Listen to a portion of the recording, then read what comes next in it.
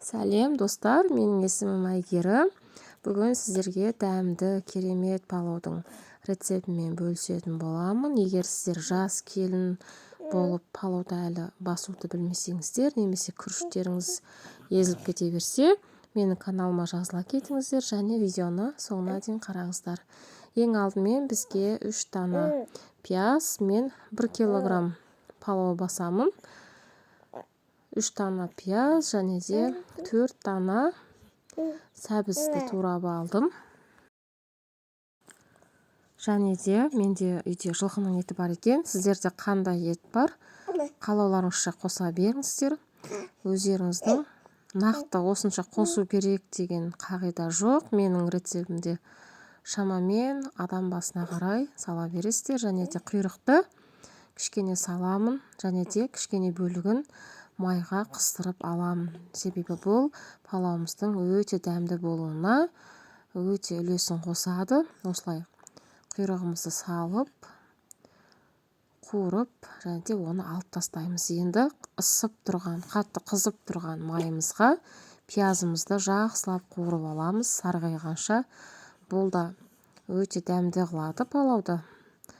Егер де сіздердің пияздарыңыз сап-сары әдемі болып қуырылса, демек палау да әдемі болады деген сөз. Және де одан кейін етімізді кішкене 5 минут 7 минуттай қуырып аламыз. Әрдайым қозғап тұрасыздар, себебі пиязымыз күйіп кетуі мүмкін.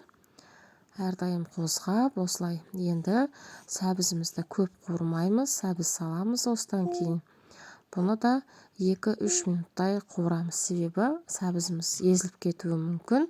Сол себептен көп қуырмаймыз. Және де менде мынандай приправалар, бұл өзбекше палау деген дайын менде приправа бар, өте керемет. Мынау краска емес, ішіндегі куркума деген өте жақсы приправа. Ішінде барлығы бар: зіре, мейіз, куркума, зіре. Осыны қосуға кеңес беремін, себебі керемет болып шығады. Және де суымызды қосқан кезде мына етіміз батып тұратындай болса болды, көп қоспаймыз.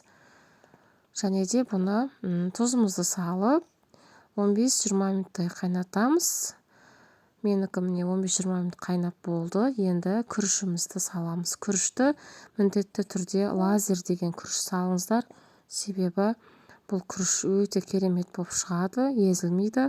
5 минут алдын жуып, кішкене 5 минуттай суға салып қоясыздар. Одан кейін салатын кезде суын алып, осылай салып аламыз.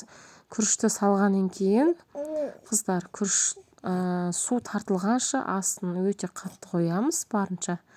Пока мына суымыз толық жоқ болып кеткенше, әйтпесе біз жай қоятын болсақ, күрішіміз езіліп кетеді. Сол үшін толықтай суымыз тартылғанша астын баяу қоймаймыз. Міне менің суым тартылды. Енді бір қозғап аламын. Толықтай қозғап аламын. Барлығын, етін, несін, сәбізін енді қозғап алып, бетін пакетпен или салфанмен осылай жауып, бұның үстіне тарелкамен жауып, ровно 20 минутқа қойып қоямын. Одан асып кетсе, күрішіміз езіліп, немесе асты күйіп кетуі мүмкін. Сағатқа қарап мұқият боламыз. Және де тағы да жақсылап араластырамыз. Міне біздің палауымыз дайын. Керемет болып шығады. Егер де менің рецептімен жасайтын болсаңыздар, ас болсын. Өте керемет болып шықты. Өте дәмді болып шықты. Видеоны соңына дейін қарағандарыңызға рахмет. Менің каналыма жазылып кетуді ұмытпаңыздар. Сол кезде менің әрбір шыққан видеомды бірінші болып көріп отырасыздар. Қош сау болыңыздар.